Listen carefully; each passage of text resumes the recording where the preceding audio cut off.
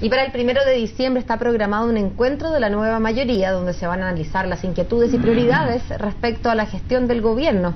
Esto tras los roces al interior del conglomerado, principalmente por la tramitación de la reforma educacional. Claro, y justo cuando el viernes pasado el gobierno da a conocer además una serie de iniciativas en materia legislativa, una suerte de agenda para los próximos meses. Vamos a profundizar en estos y otros temas, por supuesto, también con el diputado de la ADC, presidente de la Cámara, Aldo Cornejo. Gracias por estar con nosotros. ¿Cómo está? Muy buenos días. Encantado. Buenos días. Buenos días. Diputado, ¿cómo recibieron ustedes, en cuanto diputados precisamente, parlamentarios, esta agenda legislativa anunciada por el gobierno que viene bien cargada el día viernes?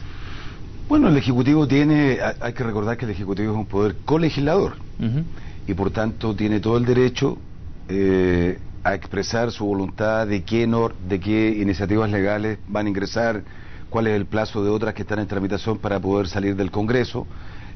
Para poder cumplir con ciertos plazos puede recurrir al mecanismo de la urgencia, que le corresponde al presidente de la República. A mí no me gusta, pero está así, algún día se podrá cambiar. Pero creo que hay algunos proyectos de los cuales el vocero de gobierno señaló que yo tengo mis dudas si van a poder salir antes del 31 de enero. Por ejemplo, el acuerdo Vida en Pareja. Yo he escuchado a algunos miembros de la Comisión de Constitución de la Cámara, donde está allí radicado, bastantes diferencias con el proyecto que salió del Senado. Es probable que en la Cámara, por razones obvias, exista mucho más flexibilidad para tratar el acuerdo Vida en Pareja, que es lo que fue tratado en el Senado. Usted me entiende a qué me refiero. Más liberalidad en esa relación. En el sentido de que la Cámara Alta es más conservadora, ¿a eso se refiere? Efectivamente, a eso me refiero. Y por tanto, si eso ocurriera, tenemos un tercer trámite y eventualmente una comisión mixta. Hay que considerar que el Congreso Nacional, incluido el Senado, la última semana de enero no funciona. Hay semana regional y distrital. Yo le explicaba ayer a un periodista, esas semanas distritales y regionales fueron fijadas el año pasado. De modo que, reconociendo el derecho que el Ejecutivo tiene, naturalmente, para pretender que una iniciativa salga en una fecha o en otra, o que algunas se tramiten con mayor celeridad, tengo mis dudas que se van a poder cumplir los plazos. Y yo, diputado, tengo la sensación de que se trasluce de sus palabras cierto malestar, incomodidad. Me parece que está sintiendo que lo están como presionando. Me parece a mí una interpretación y por eso se la pregunto. O sea, a ver, sí, a mí me gusta, a nadie le gusta que a uno le fijen los ritmos de trabajo.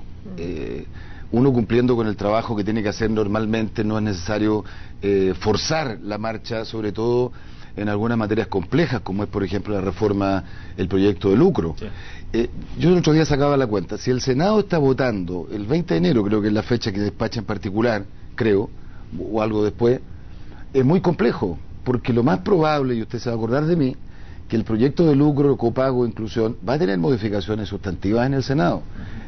Yo me temo que nos podemos encontrar con alguna situación similar a lo que ocurrió con la reforma tributaria. Más allá de la dificultad política que eso representa, que se puede manejar, si es que quieren manejarla,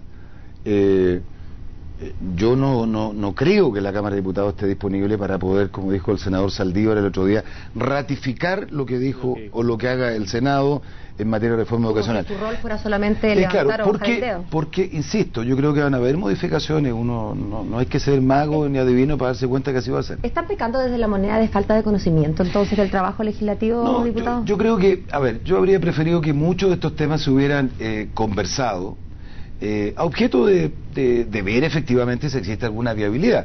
Porque es cierto, en febrero, que hay receso legislativo, la presidenta podría citar al Congreso Nacional y hacerlo trabajar en febrero. Es una facultad constitucional que ella tiene y no tiene que preguntarle la opinión ni al presidente del Senado ni al presidente de la Cámara de Diputados, los puede convocar.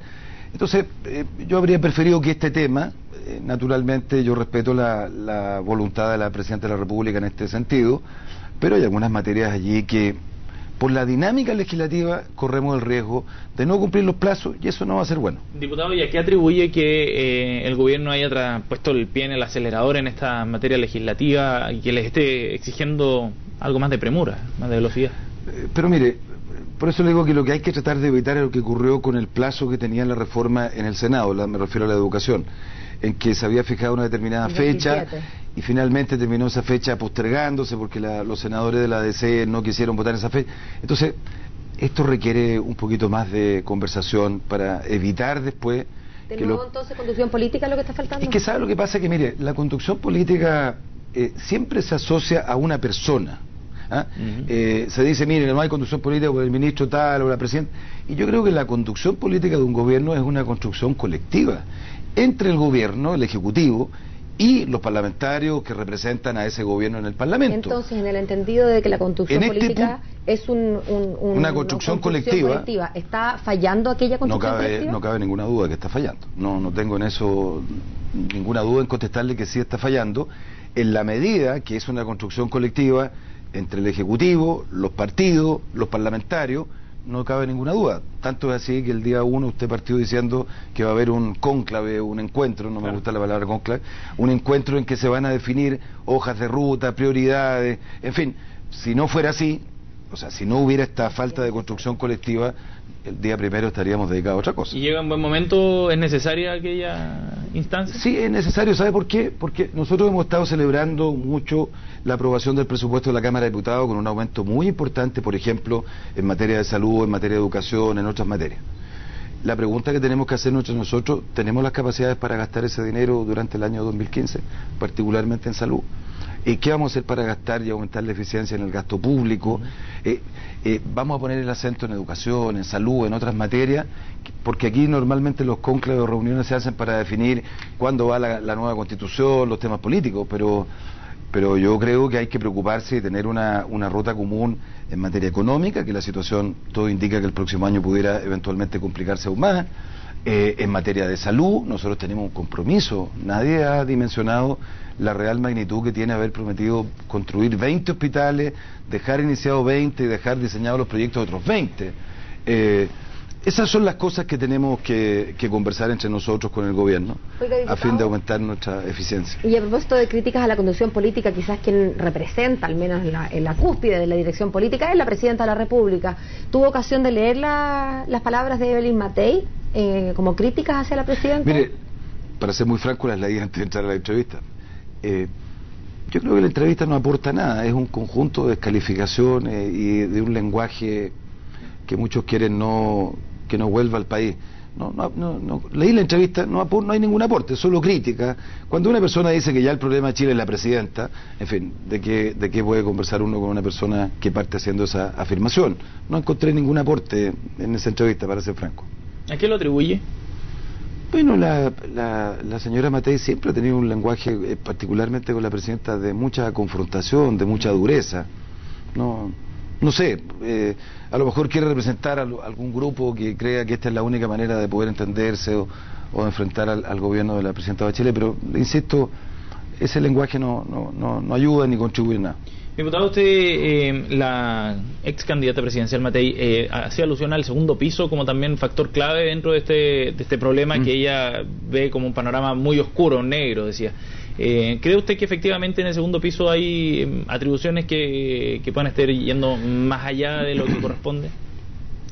No conozco el segundo piso que tiene la presidenta hoy día, para ser franco. Fernando Atria y Pedro Huel en particular. Me acabo de enterar, para mí es novedad que el abogado Atria sea parte del segundo piso, no sabía, la verdad es que no lo sé. De la otra persona a la cual se refiere Pedro Huel. De él sí forma parte, entiendo yo, del conjunto de asesores de la presidenta. Pero mire, yo insisto, cuando hay un gobierno que tiene las características que tiene que tiene reformas de las características que todos conocemos, que tiene una agenda legislativa ambiciosa, que tiene una agenda sectorial también muy ambiciosa, salud, educación, vivienda, etcétera, es necesario, y vuelvo a lo que dije delante, es necesario que la conducción, la hoja de ruta, como quieran denominarla, para dónde vamos, los tiempos, la gradualidad, el minuto adecuado para hacer las cosas, sea, insisto, objeto de una construcción colectiva. Porque le pongo el siguiente caso. Tuviéramos ya, para satisfacer a los que radican allí la falencia, de que el Ejecutivo dijera, mire, esta es mi agenda, en 2 días más, esto vamos a hacer en enero, en marzo, en julio, en fin, esto van a ser los tiempos, las prioridades. Bueno, basta con eso para que uno pudiera tener una adecuada dinámica política de la nueva mayoría. Yo creo que es insuficiente. Es necesario que allí participen otros actores, insisto, los partidos y particularmente los parlamentarios. Y por una razón muy simple, porque si usted lee la agenda que dio a conocer el viernes el vocero de gobierno, me atrevería a decir que casi completa se radica en el Parlamento. Aborto terapéutico, reformas laborales, acuerdo de vida en pareja, educación, y ya no me acuerdo cuál más. Pero, el tema de los intendentes, competencia para los gobiernos, son todas modificaciones legales.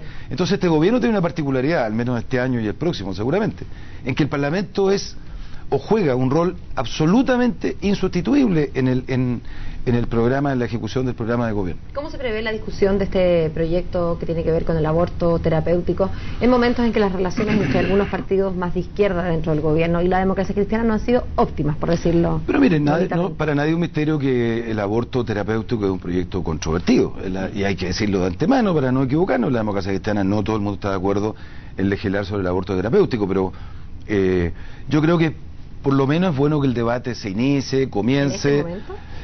Es que, mire, a ver, ¿por qué tiene que haber otro momento para discutir el matrimonio igualitario? Porque las relaciones al interior de la democracia cristiana se ha sentido como víctima, se ha sentido maltratada. Pero sabe usted una cosa, yo creo que, a ver, vamos a discutir las reformas laborales. Yo no tengo ninguna duda que en la discusión de las reformas laborales, para usar el lenguaje de Ignacio Walker, vamos a tener matices con el Partido Comunista. Si el punto no es tener diferencias como en el aborto terapéutico, el punto no es discutir el aborto terapéutico y tener incluso insalvables diferencias. El punto es cómo uno con anticipación prevé las diferencias que tenemos, las procesa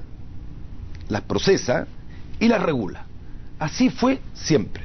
Mire, yo que soy más viejo que otros, siempre les cuento.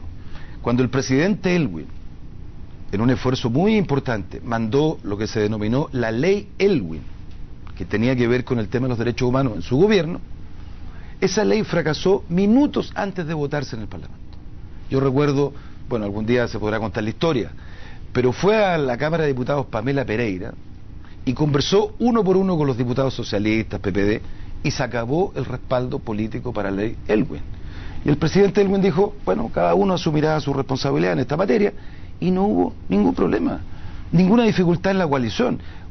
Algún día con más tiempo podría contarle muchos momentos difíciles que tuvimos, pero nosotros sabíamos que la democracia cristiana, que tenía 40 diputados en aquella época, tenía que cumplir un rol, y entendíamos y respetábamos que los partidos de izquierda tenían que cumplir otro rol, o que habían temas para ellos mucho más sensibles. Pero eso lo hacíamos con tiempo, no como ocurrió... La diferencia es que no estaban todos en el mismo conglomerado, como sí ocurre en la nueva mayoría. No, pero en ese tiempo, recuerde usted que no tenía representación el Partido Comunista. Sí, sí. Estábamos todos en el mismo baile. Sí. Y hoy día yo creo que el aborto terapéutico, si hacemos una discusión previa y entendemos que hay diferencias, que hay que procesarlas, respetarlas y no recriminaciones, yo creo que no hay ningún tema vedado para discutir, ni tendría por qué ser motivo de división. Diputado, brevemente, ya que habla de temas que no están vedados, queríamos hablar también de este proyecto de ley sobre matrimonio igualitario, cuando recién se está tramitando el del ABP y ya estamos dando paso, o pretende la ADC más bien, dar paso en un tema mucho más complejo. Pero mire, el programa de gobierno, que seguramente alguien va a sacarlo a relucir, que no habla de envío de proyecto, habla de iniciar un proceso de discusión que pudiera en algún minuto terminar el envío de un proyecto. Este es un aporte para comenzar a discutir una materia tan importante como el matrimonio igualitario. Ninguno de nosotros pretende que este proyecto se despache antes que las reformas laborales, pero creo que hay que empezar a discutirlo. ¿Sí? También hay que dejar un espacio para la autonomía parlamentaria. Es parte de la pega de un parlamentario presentar alguna moción. Créame que cuesta mucho encontrar materias en las cuales los parlamentarios puedan presentar mociones, porque todas tienen normalmente un costo y no está vedado legislar cuando hay gasto. Diputado, gracias por haber venido a CNN. No, muchas gracias a usted, igualmente.